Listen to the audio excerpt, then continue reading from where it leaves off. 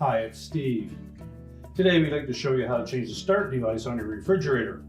It's a really easy job. Let me show you how we do it. Now to do this repair, we will need to disconnect power to the refrigerator. We'll also need access to the back of it.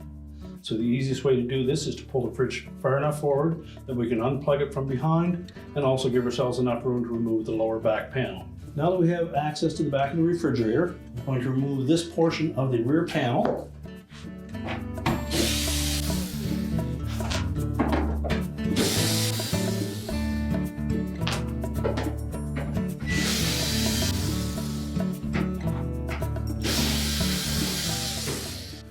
Just tilt it on the top of it.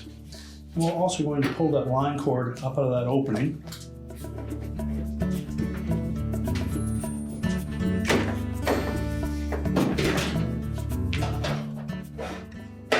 So next we'll remove that clip from the top of the bracket on the side of the compressor. So take a pair of needle nose pliers, grasp that wire, just pull it tight and lift it up.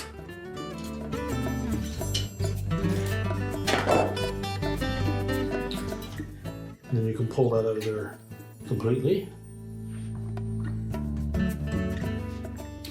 So next we can either take that whole assembly out in one piece or attempt to remove the harness connector from it first. If you find it difficult to get hold of, just pull the whole device completely off. Just rock it back and forth.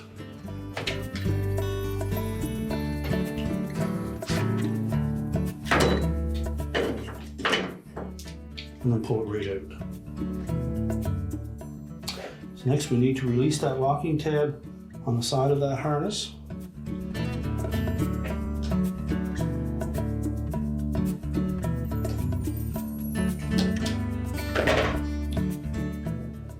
Discard the old device.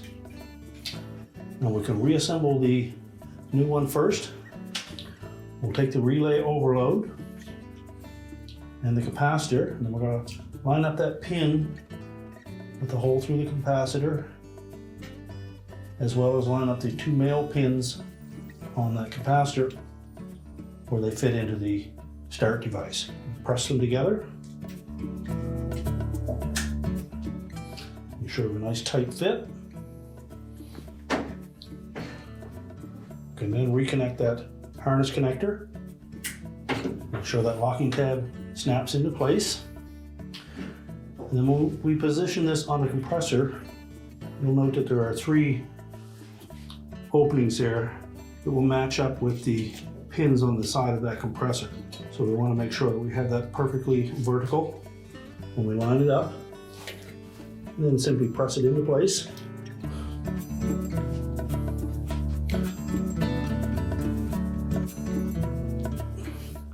Make sure to press tight up against the compressor.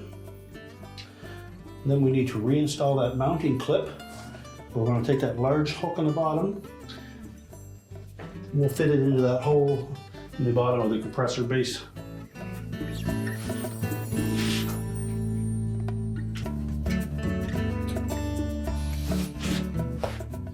We're going to make sure we pull it out over the top of that capacitor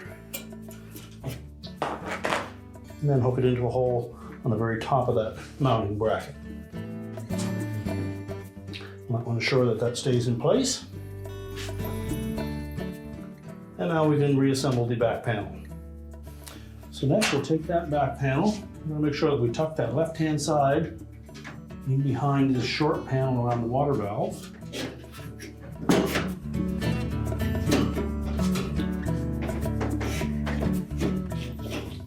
And we'll make sure that we line up the two little slots on the edge of that harness restraint.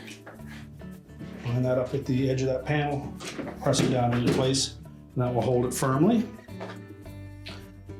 And then we simply need to reattach the screws. It is important that this panel be positioned on the back of the refrigerator to ensure that we have proper airflow across the condenser coil and the compressor. And now we're ready to get that refrigerator back into position. We're now ready to reconnect the power, push the refrigerator back into position, and your repair is complete.